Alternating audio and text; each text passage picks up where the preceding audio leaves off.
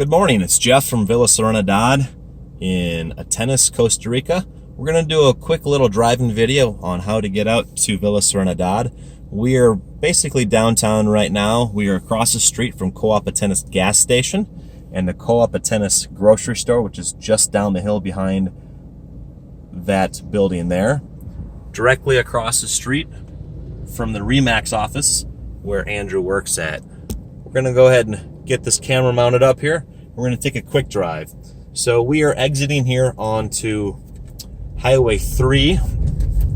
We take Highway 3 to 135. 135 goes to Cayamimi. So we're going to go ahead and follow this here. We just passed under the only stoplight in all of Coopeatenas. It's a very easy drive from here out to the villa. It takes about 6 to 7 minutes, depending upon traffic, which there very rarely is any traffic in Coopeatenas. This is a Tuesday morning, fairly early, around 8 a.m. Other than the weekends, we don't find much traffic. So we want to turn right here. This is turning off of Highway 3 and on to 135. Driving to our place, there's no crazy switchback, mountainside, cliffside roads you have to go onto. Very easy all the way out there. There are a couple of small hills to go up and down, but other than that, it's a very easy drive. It is paved on Route 3 and 135, and then it's paved again right at the villa.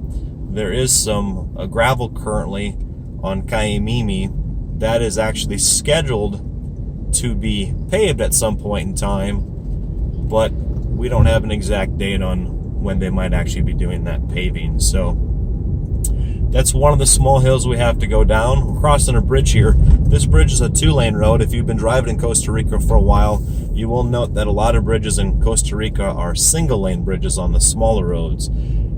Single-lane bridges, one side has the right-of-way, the other side is supposed to yield to those folks. We will come across one of those bridges just up ahead.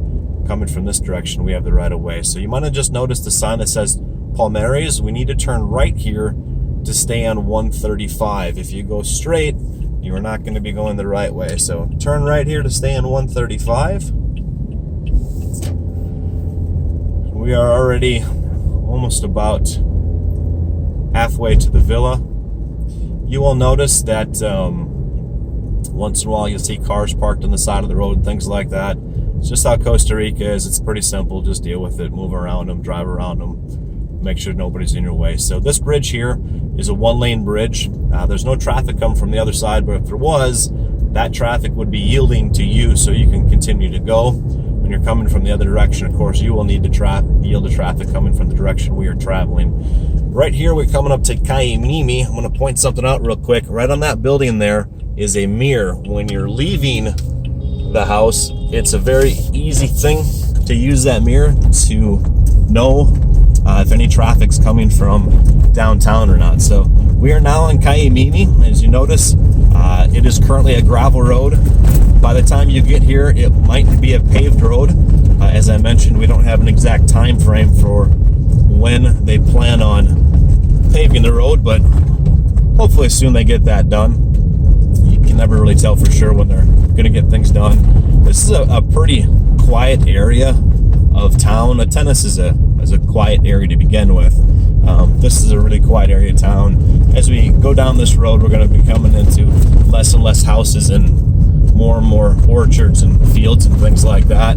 It's part of what makes our place so nice, is that it's just an incredibly quiet location. Very peaceful. We don't have dogs barking all night. There are a few dogs in the neighborhood. You'll find them literally sometimes laying in the middle of the road. They are all very friendly.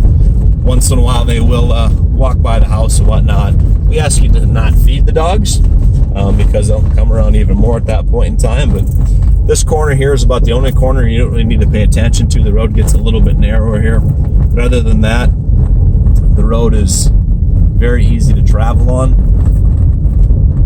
As you can see, we're not a lot of houses out along here. We're going to be coming up to more and more orchards and so on and so forth. very friendly people in the area, friendly people in Costa Rica overall, of course. It's such an amazing, beautiful place to be. So normally we drive about 20 to 30 kilometers per hour while we're driving on this road. Right now I'm driving a little bit faster just so you don't have to watch this video for quite so long. Obviously in the morning time, that's when you're going to see most people out getting their exercise in before it warms up a little bit more later in the day. So right now we're shooting this video. It's about 8 o'clock in the morning or so. So we're going to be coming up on the community gate real quick here. And a couple things I want to cover about all this stuff.